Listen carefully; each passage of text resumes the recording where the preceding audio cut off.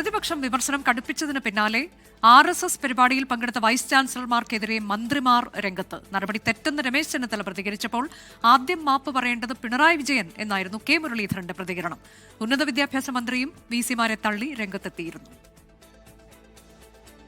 കേരള സർവകലാശാല VC doctor Mohanan Kunnummal, MG സർവകലാശാല VC doctor D Mavood, Malayalam സർവകലാശാല VC ഡോക്ടർ CR പ്രസാദ് എന്നിവരാണ് തിരുവനന്തപുരത്ത് നടന്ന RSS പരിപാടിയിൽ പങ്കെടുത്തത്. വിവാദത്തിൽ സർക്കാരിന്റെ മൗനം ഉൾപ്പെടെ പ്രതിപക്ഷം രാഷ്ട്രീയ ആയുധമാക്കിയിരുന്നു.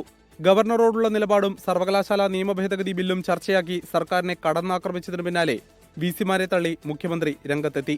പിന്നാലെയാണ് മറ്റു മന്ത്രിമാരും നിലപാട് വ്യക്തമാക്കിയത്.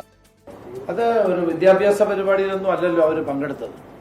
RSSന്റെ പരിപാടിയിൽ VC-മാർ പങ്കെടുക്കുന്നത് ഗുണകരമായ ഒന്നല്ല. അവരത്തരം പരിപാടികളിൽ പോകുന്നത് ഒരിക്കലും ശരിയല്ല. വിദ്യാഭ്യാസ രംഗത്തെ വർഗീയവൽക്കരിക്കാനുള്ള ഒരു നീക്കത്തോടും ഗവൺമെന്റ് അംഗീകരിക്കുന്നില്ല.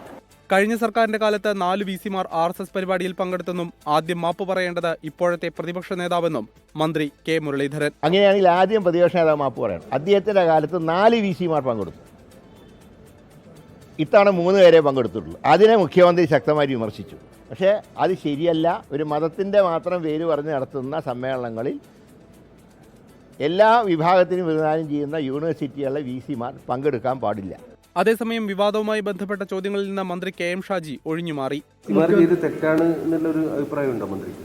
ഞാനിപ്പോൾ അതിൽ അഭിപ്രായം പറയുന്നില്ല. ഞാൻ പറഞ്ഞില്ല, എനിക്കത് ഇപ്പോൾ അഭിപ്രായം പറയുന്നില്ല. മോഹൻ ഭാഗവത് പങ്കെടുത്ത സംഘപരിവാറിന്റെ 100 വർഷങ്ങൾ എന്ന പരിപാടിയിലാണ് 3 വൈസ് ചാൻസലർമാർ പങ്കെടുത്തത്.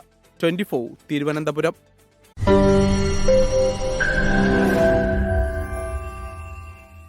ലോകത്തെവിടെയായാലും ഏത് സമയത്തും 24 വാർത്തകളും ഓഗ്മെന്റഡ് റിയാലിറ്റി പാക്കേജുകളും എക്സ്പ്ലെയിനറുകളും വിശദമായി കാണാൻ ഞങ്ങളുടെ YouTube ചാനൽ നിങ്ങൾക്ക് സബ്സ്ക്രൈബ് ചെയ്യാം.